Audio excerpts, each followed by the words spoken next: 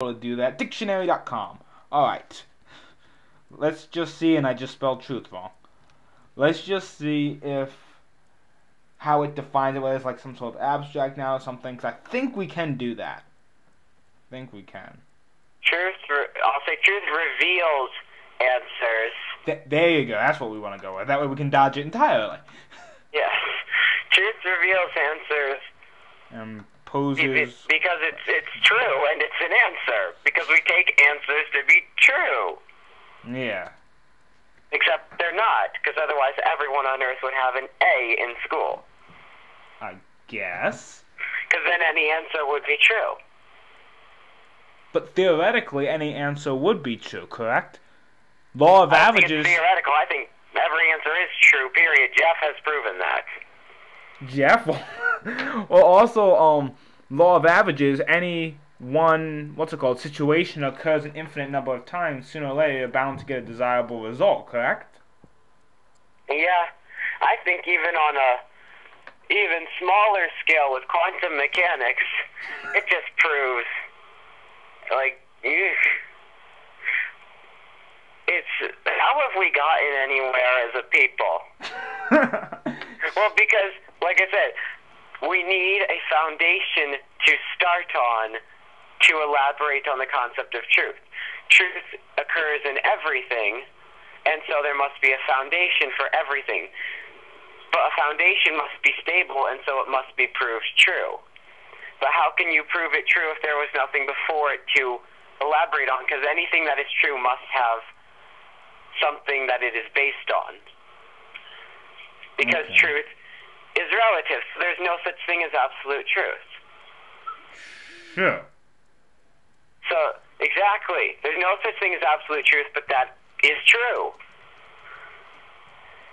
I literally feel like I'm walking on the game Sorry, and I somehow keep ending up back at the beginning.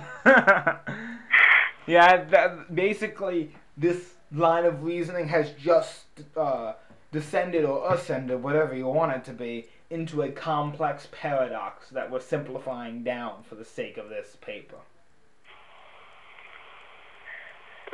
It's like we simplify the paradox, and then in simplifying it, we realize how much larger it was than it was before. And so we simplify it down into an even smaller thing than we did the first time, and then it gets bigger. Yes. It's like trying to catch smoke. It's horrible. So, should we just state... Well, I think we could say that then. Like, the strengths and weaknesses of truth are subjective, blah, blah, blah, blah. We can say truth is subjective because there needs to be an absolute truth as the foundation for all beyond. But I thought our rationale established that more or less there wasn't an absolute truth, and that the basis of everything was instead a relative truth. Well, if the basis of everything then was a relative truth, then this is like a Schrodinger's cat equation. Then everything that ever was will be, and everything that ever was has never been. Correct. I think I finally understand Schrodinger's cat.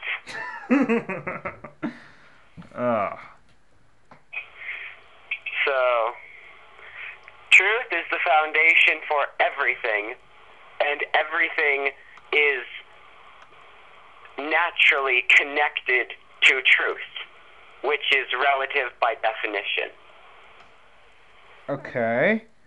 I just don't see how we can use that right after our thesis statement. Exactly. The majority of truth's strengths and weaknesses exist in a subjective state because of truth's undefinable and paradoxical nature.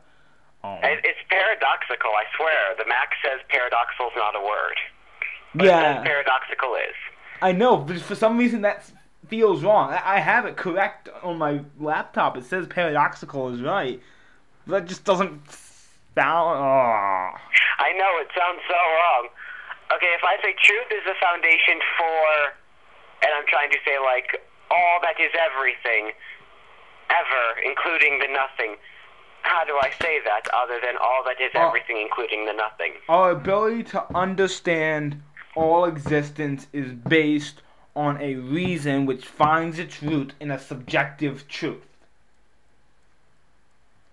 I like it.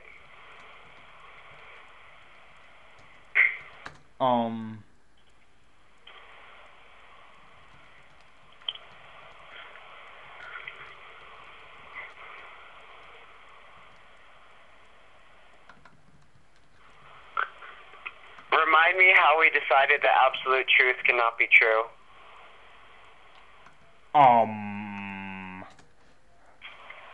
The rationale, I believe, was absolute truth cannot be true.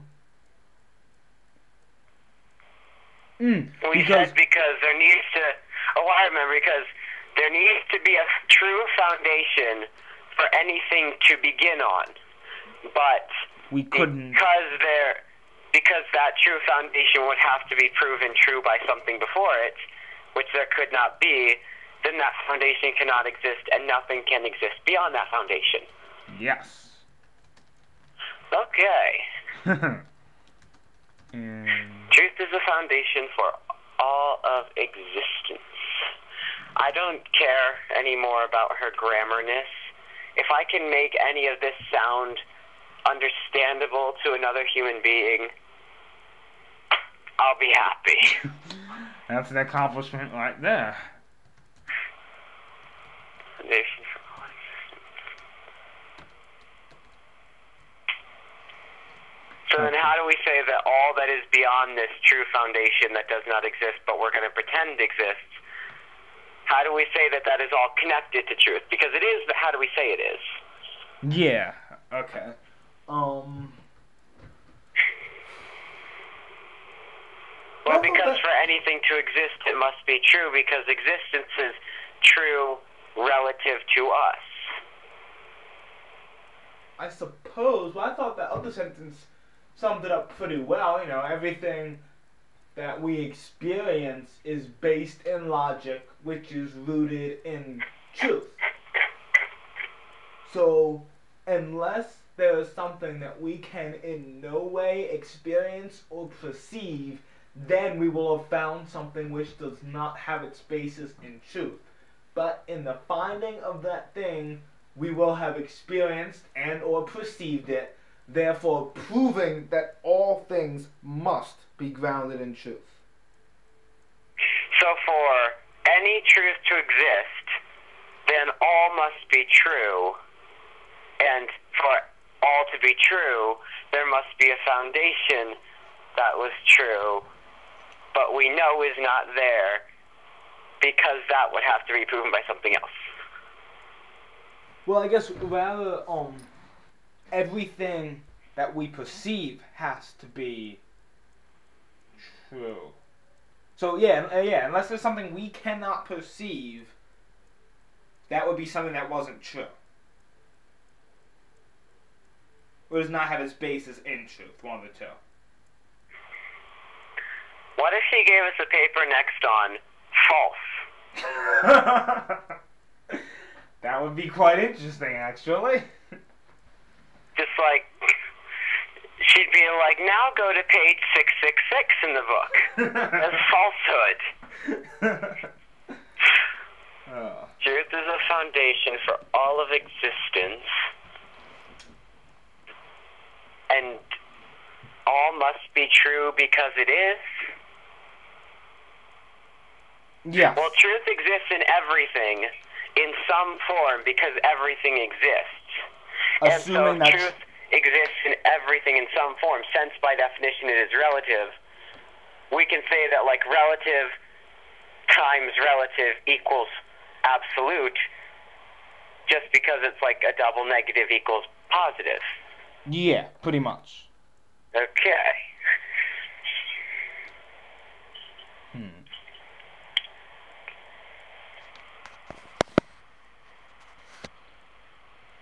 Okay, so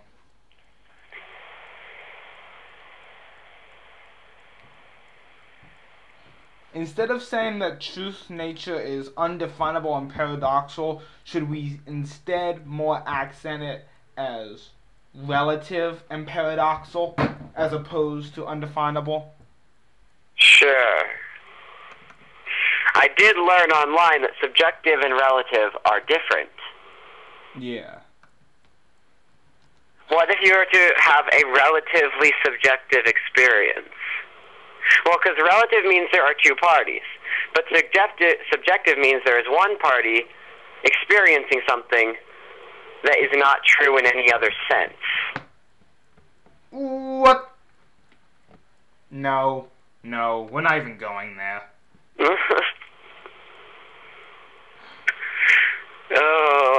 Oh, philosophy, how you humiliate me. And the book I'm reading says that all this philosophy is supposed to help us prepare for death. I can see how it stresses you so much. Oh, you want to die. Well, that, or after tackling the nature of truth, death seems like a small thing. Oh, it's true. Oh, God. Oh, no. If I ever hear the word true again, I'm going to scream. Have to start killing some people out here. Oh, God. Truth is the foundation for all of existence, and existence must have truth in its nature, because it exists. Okay. It must have some relative truth. For... Do we need to say it's relative truth if we've already defined truth as relative? No. No, we do not. So, and existence must have truth in its nature. How did we arrive at the understanding that all truth was relative? Because if something is proven true, then somehow it's false. We said that all truth must be relative because the very concept of absolute truth, which does not exist, is in itself relative. Because if you say absolute truth, wait, what was it? Because if you say truth, as in absolute truth, is undefinable, you have just defined it. So if the very concept is relative, then we are assuming that anything in a lesser, what we consider concrete form, must be relative because it can't go beyond truth as God. All I remember was the example of the blind woman. The blind woman? Yes. Well, that's right. Truth is subjective. Subjective is the word in this case because each person experiences. A witness is blind, but just because they didn't see it, it still happened. Yeah, if you ask a blind witness what they saw, what they tell you will be true, even though what you expect them to have seen, what they experienced, is also true, even though they were not able to see it. So that's like a mirage, except in the opposite way. With a mirage, the experience is true, but the event is false. Yes. With the blind person, if the event is true, but the experience is false. Because they experienced it without seeing it, and yet there was something to be seen. Yes. So both would be true, but because they are from different points of view, you can conclude that true will exist in forms relative to the person experiencing it. If there's a God, he is just for all of eternity walking back and forth going, what the fuck, what the fuck, what the fuck, what the fuck. Because this is one topic, and there is an infinite amount of these things.